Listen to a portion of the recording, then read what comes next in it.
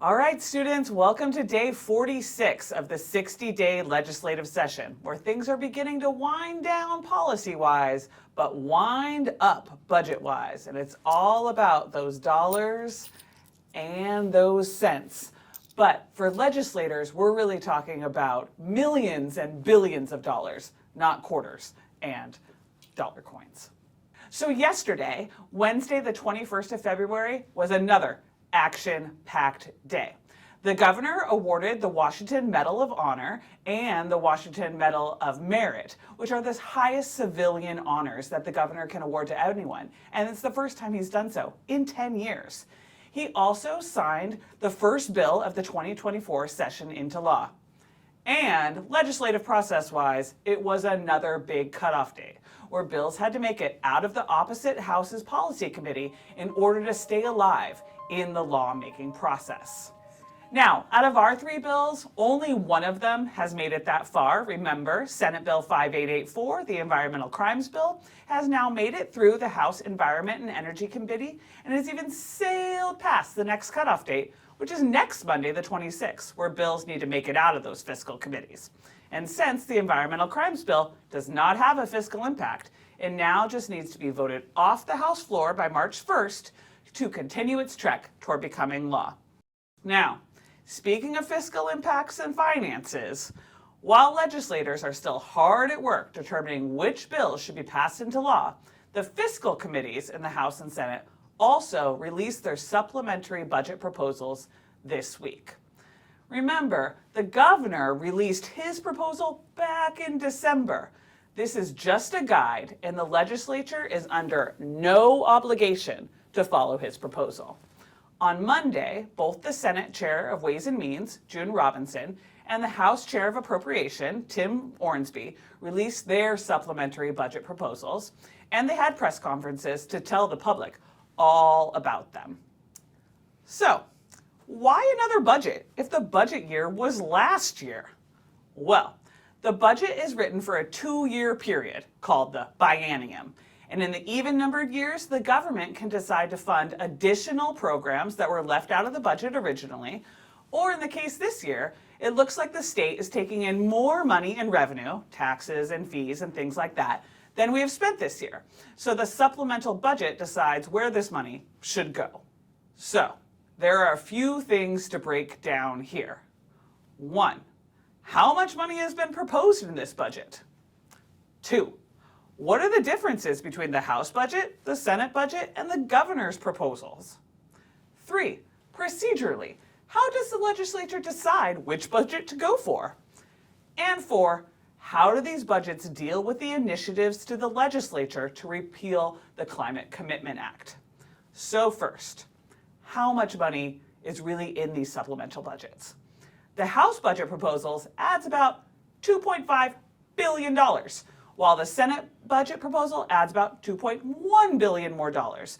And they're all going to be allocated to new programs or continuing programs that are already specified in law. Second, what are the main differences between these three proposed budgets? Well, really, there doesn't seem to be any big philosophical differences between the budgets, but the legislative budgets are asking for far more than the governor's supplemental budget. All three budgets allocate the most amount of money to the Washington State Healthcare Authority, with both the leadership in the legislature and the governor focusing on the need for more behavioral health services. The second most amount of money is going to K through 12 schools, which are the paramount duty of the state. It is specified in the Constitution, with a focus of this money providing an increase in those eligible for special education funds and raising the pay for paraeducators. So thirdly, how will the legislative budget be determined? Well, the proposals have been announced, and just like any other piece of legislation, there were public hearings on them, and those were on Monday, February 19th. The executive sessions were then on Wednesday, the 21st. After much discussion and many amendments, like in the 70s of amendments, the final budgets passed out of committee, and the legislators will have until March 7th to compromise with one another.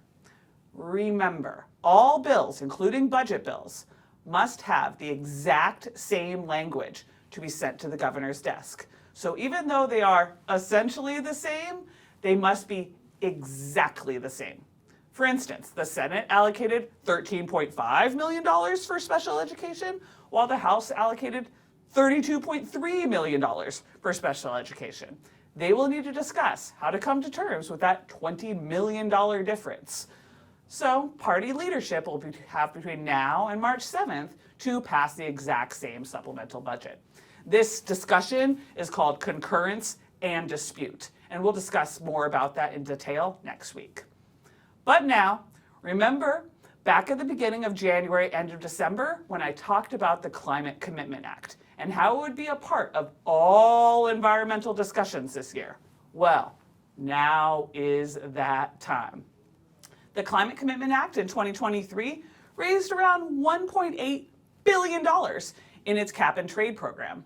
The Democratic Party has allocated a lot of this money to new programs, including increasing the number of electric school buses, electrifying ferries, and providing rebates to low-income families for new heat pumps in their homes.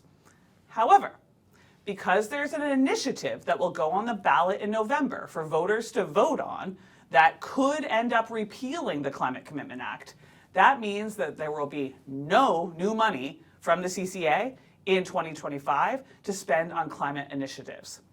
Therefore, the budget writers wrote for new climate programs in the budget to not begin until 2025. So, if the voters decide to repeal the Climate Commitment Act, then none of these programs will have the money to be enacted. The budget writers have had to be very judicious and very practical about what new legislation they fund.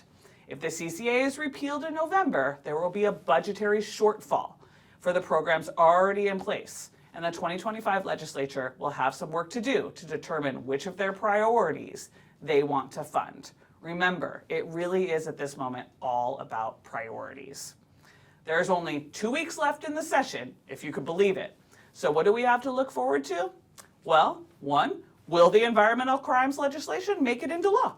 It looks promising, but we don't know until that final gavel.